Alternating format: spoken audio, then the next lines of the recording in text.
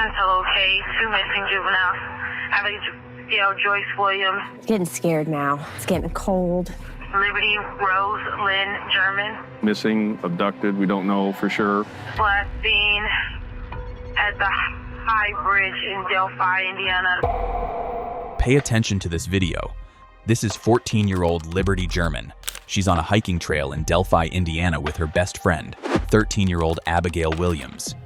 The two girls have the day off from school and decided to spend it walking the Monon High Bridge.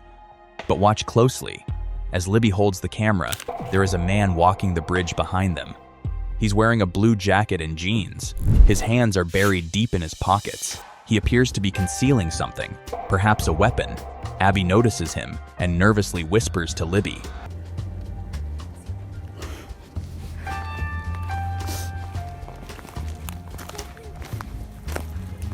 The girls step off the trail and their breathing gets heavier.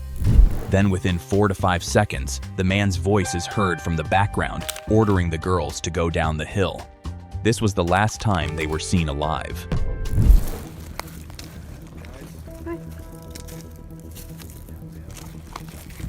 The year is 2017 in the small town of Delphi, Indiana, a rural community in Carroll County with fewer than 3,000 people.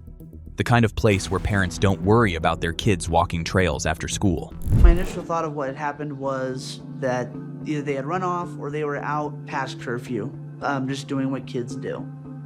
It's Delphi. You don't think anything bad is happening. 14-year-old Liberty German and 13-year-old Abigail Williams have been best friends since they were children. Libby is bright and outgoing. She is in all AP courses and has dreams of becoming a veterinarian. She loves sports, painting, and her crafts. Abby is quieter, but just as warm. She has strawberry red hair and a smile that people don't forget. She plays saxophone and volleyball and loves to read. The two are so close that Abby once joined Libby's family on a spring break vacation.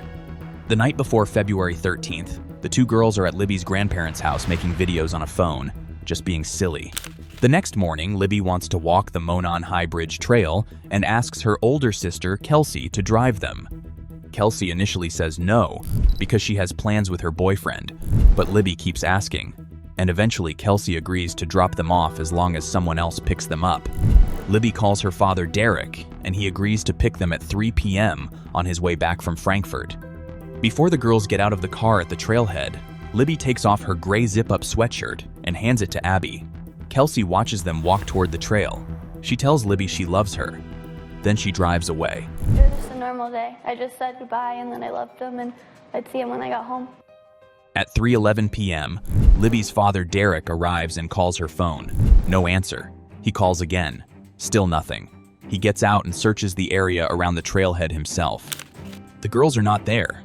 By the time the sun starts to drop, families are already out on the trail looking for them, then police.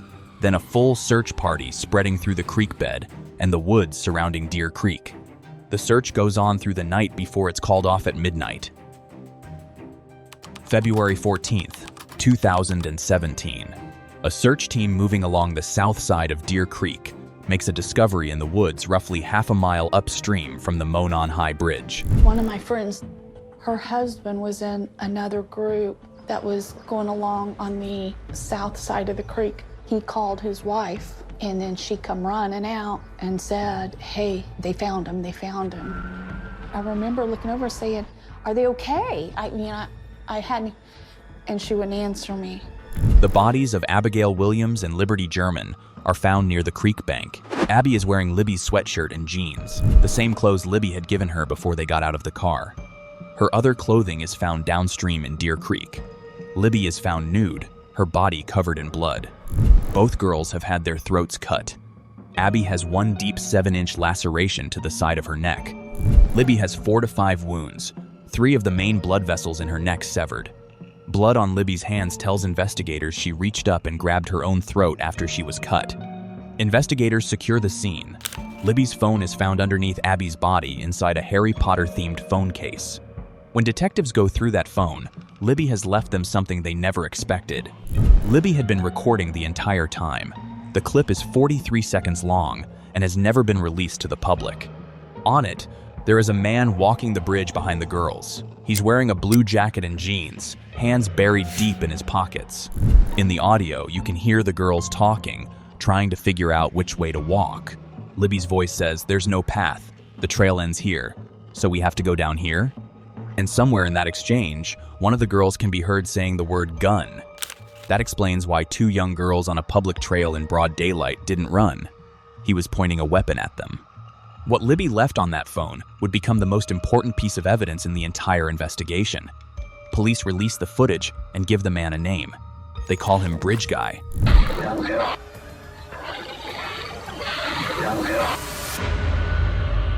Is there any specific information that says the person is local or from far away? No. Could this be a stranger crime? That's a possibility. Question over here. We didn't know if they had any kind of suspects, if they were looking at anybody. Are we looking for a serial killer? Are we looking for, a family member? We didn't know anything. My motivation to do what I do, you have to understand the freaking context here, okay? Comes from trying to open people's eyes to how this case developed, how law enforcement has handled it and steered it. If you hear this today and you think, my God, that sounds like fill in the blank, call us. Make an anonymous tip. Tell us who you think it is. The man on the bridge became known as Bridge Guy. Police asked for help in finding suspects. It started people thinking, am I living right next door to the killer and I don't even know it? In April 2017, police hold a press conference and release a still image from Libby's video alongside the audio. Again, we're not going to be able to share everything with you, but we are going to share this audio clip with you. Micah, play the clip, please.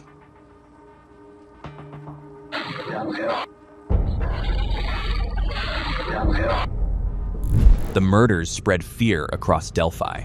Parents start keeping their kids inside. Neighbors who had known each other for years begin looking at each other with suspicion. Over 14,000 tips pour into investigators and months pass with no arrest. Then a year, then two. But behind the scenes, investigators are quietly zeroing in on someone. The man who owns the land where the girls' bodies were found, 77-year-old Ron Logan. Ron Logan lives right next to the Monon High Bridge Trail. His property backs up against the exact stretch of woods where Abby and Libby were found. And when investigators start looking at him, things don't add up. On the day the girls were killed, Logan claims he was on a drive to Lafayette with his cousin to buy tropical fish, an alibi he had ready before the bodies were even discovered. When police speak to the cousin, he says he never saw Ron Logan that day. Logan's phone pings twice near the crime scene on the evening of February 13th, and people who knew him weren't surprised. When I seen the picture of the bridge guy, I knew for certain that it was Ron Logan.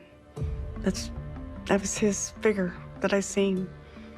My name is Connie Dillman. I knew Ron Logan. I had a relationship with him for approximately 6 years. On March 17th, 2017, the FBI execute a search warrant on Logan's property.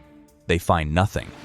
But the search happened a full month after the murders, and investigators acknowledge that whatever evidence may have been there could already be gone. Logan is eventually sent to prison, not for the murders, but for violating his parole on a drunk driving conviction. 4 years behind bars for a traffic offense, while the murder case stayed open. He never answered for Abby and Libby. In 2020, Ron Logan died of COVID in prison. Whatever he knew went with him. Investigators move on, and in late 2021, a new name enters the case. Keegan Kline, 26 years old, from Peru. He has been running a fake social media profile called Anthony Shots, using it to contact and solicit images from young girls. One of those girls was Libby German. The profile was found on her phone at the crime scene, and police confirm he had been in contact with her the night before she was killed. Kline is already facing 30 counts of child exploitation and pornography. He denies any involvement in the murders and is eventually sentenced to 43 years in prison on the solicitation charges alone. He is never charged with killing Abby and Libby. The case stays open, Until a name comes up that nobody has ever heard before. October 28th, 2022.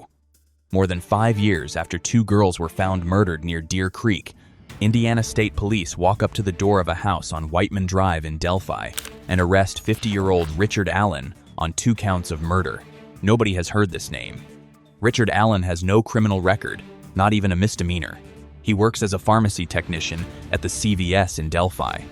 The same CVS where Libby's family would bring in photos to be developed and where Allen would do it for free without being asked. His neighbors describe him as quiet and helpful. A regular, middle-aged man with a wife, a daughter, and a job in the same small town where the girls grew up. On the outside, there is nothing about Richard Allen that would make anyone look twice. He was a normal, everyday family. There was nothing out of the ordinary about him. If you were to ask someone what their perception of Rick Allen was prior to the arrest, the answers would be funny sometimes, very helpful, quite unremarkable as a suspect. We encourage everybody to continue to call in tips, not only about Richard Allen, but about any other person that you may have. But what makes this arrest even more remarkable is that Richard Allen had already told police he was there. 3 days after the murders, on February 16th, 2017, Allen walked into the sheriff's office on his own. He told his wife he had been on the trail the day the girls went missing, and she mentioned that police were looking to speak with anyone who had information. So he went. He gave his name and number and was later interviewed by a Department of Natural Resources officer named Dan Doolin in the parking lot of a local grocery store. A 5 to 10 minute conversation. Allen said he was on the trail between 1:30 and 3:30 p.m. that day, that he had passed 3 girls. He described one as taller, thought maybe she was babysitting the others. He told Doolin he had been wearing blue jeans and a Carhartt jacket. He said he had been checking the stock market on his phone. Doolin found nothing unusual about the conversation. He filed his report, and the file was misfiled, entered into the system under the name Richard Allen Whiteman because Allen lived on Whiteman Drive. It was marked cleared, and it sat untouched in a box for the next 5 years. It wasn't until September 21st, 2022, that a volunteer file clerk named Kathy Shank, while moving office materials, reached into a box she hadn't gone through and found a handwritten lead sheet from February 2017. She read it and immediately recognized the name. She took it straight to the sheriff. The sheriff read it and knew immediately. The one thing investigators had never confirmed was whether anyone had actually seen the 3 girls together on the trail that day. Here was a man saying he had. 5 weeks later, Richard Allen was arrested. When investigators search Allen's home in October 2022, a state police lieutenant asks Allen if he wants to fill out a form to cover any damage done during the search. Allen looks at him and says, "It doesn't matter. It's over." When asked a different question later that same day, he says the same thing again. "It doesn't matter. It's over." More than 12 phones are seized from the house. Allen's phone from February 13th, 2017 is not among them. It has never been found. Among the items seized from the house is a Sig Sauer .40 caliber pistol. Investigators send it to the lab to be matched against the bullet found at the crime scene. On October 13th, 2022, investigators bring Allen in for the first time. He is calm and cooperative.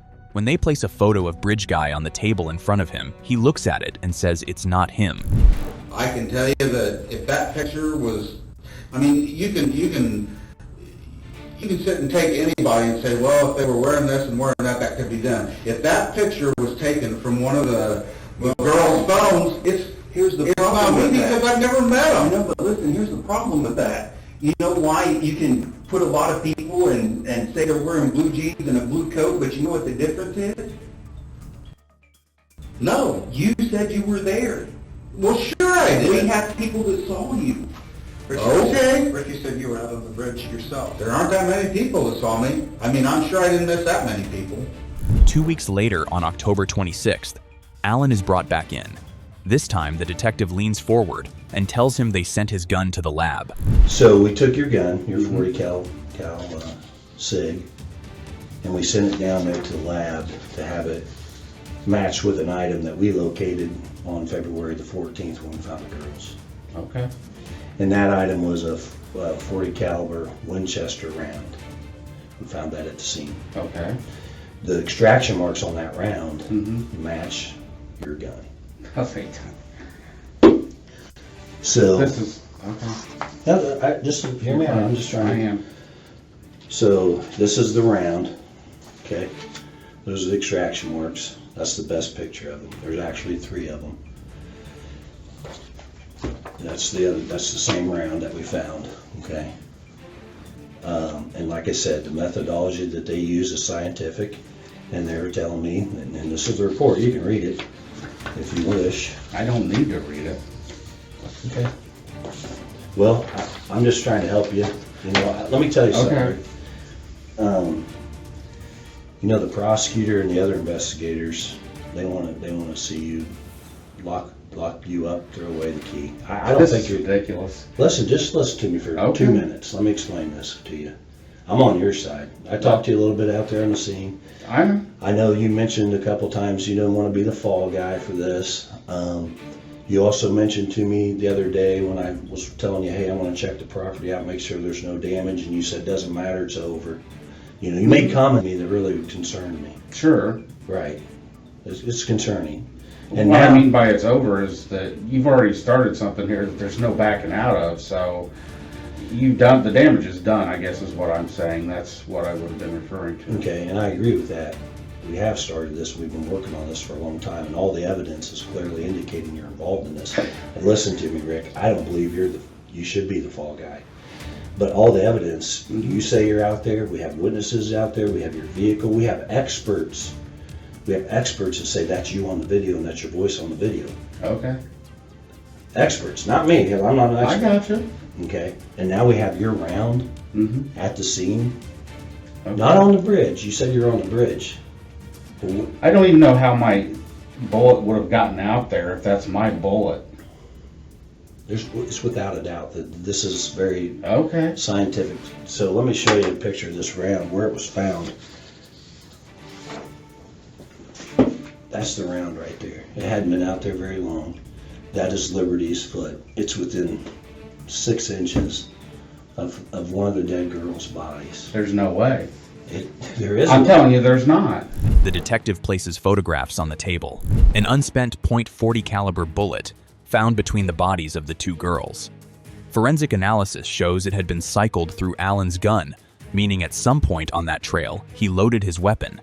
The bullet ejected and hit the ground. He never noticed. He left it there. Allen had told investigators he was the only person who ever handled that gun, that nobody else had access to it. When asked why that bullet was found between the bodies of Abby Williams and Libby German, he had no explanation. After his arrest, phone calls from inside the jail are recorded. Allen calls his wife. He calls his mother. Over the months that follow, he confesses more than 60 times to his wife, his mother, other family members, the prison warden, his psychologist, prison employees, and fellow inmates. On April 3rd, 2023, during one phone call to his wife, he admits several times that he killed Abby and Libby. Honey? Yeah. Are you there? Are you there? Yes, babe. Yeah, babe. What's going on? I just wanted to apologize to you. What's going on, sweetheart? I did it. You did No, what? I did it. What? I killed Abby and Libby. No, you didn't. Yes, I did. No, you didn't, Darren. Yes, I did. Don't say I don't know why. No, you didn't. No, you didn't, Darren. You're not feeling well. There's something wrong. They've messed up your meds or something there. No, I mean, I evidently did it. No, you didn't. Why would you say that? Because maybe I did. No, you didn't, dear. I think I did. No, you didn't. They are screwing with you there, and I'm trying to get to the bottom of it. There's something wrong. They are messing with you. They are messing with your mind. Did Dad tell you I called? On November 11th, 2024, After a 3-week trial in Carroll County, Indiana, the jury returned its verdict. Richard Allen was found guilty on all counts. On December 20th, 2024, he was sentenced to 65 years for the murder of Liberty German and 65 years for the murder of Abigail Williams, to be served one after the other. 130 years in prison. Abby Williams' grandmother said Abby was her best friend, that she should still be here, that she was supposed to be getting ready for her freshman year of high school. In Delphi, a park was built in the girls' honor, the Abby and Libby Memorial Park. The school renamed its library after them. Every February, the town gathers to remember them, and they always will. Kelsey German said she still thinks about that day. She almost didn't drive them to the trail. She had plans with her boyfriend and nearly said no. But she changed her mind, and before she drove away, she told Libby she loved her. She has said those are the words she holds on to. Because of what Libby left running on that phone, the last face those girls saw is now spending the rest of his life behind bars. She was 14 years old, and she solved her own murder.